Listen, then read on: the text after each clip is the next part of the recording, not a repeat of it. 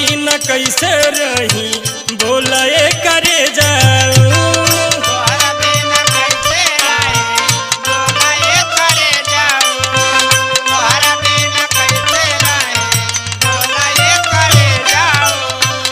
अपना हमार सारा चूरी कैला जाऊ तोहरा बिना कैसे रही बोला करे जाऊ।